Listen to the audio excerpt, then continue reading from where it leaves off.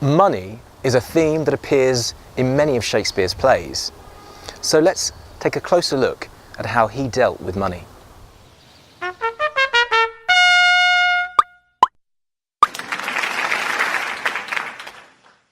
In a way, Shakespeare holds up a mirror to us all, and throughout his plays he shows us that having a lot of money has its benefits.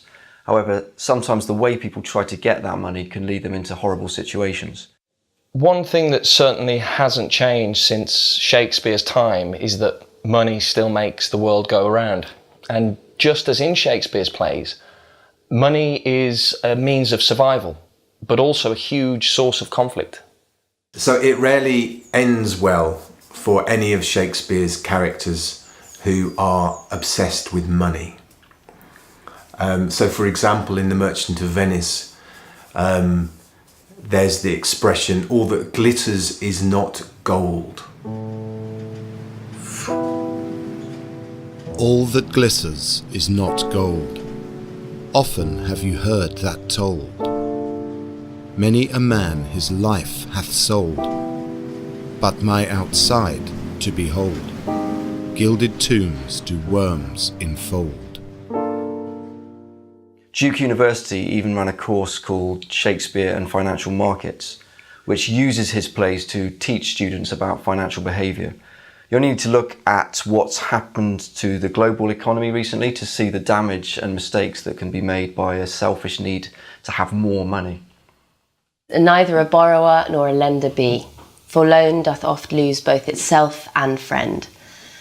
I think what Shakespeare's saying here is basically don't borrow money from a friend or lend money to a friend, as you might find that you don't get your money back and you lose your friend as well. Or even simpler, I think the message is just don't get into financial debt at all. And in a modern world with people borrowing money all the time, I think that's a really, really excellent lesson that we can still take from Shakespeare's words.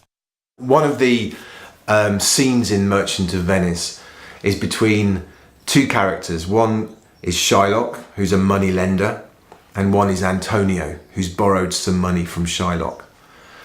But the deal is, if Antonio can't pay back the money to Shylock, Shylock will have a pound of his flesh instead.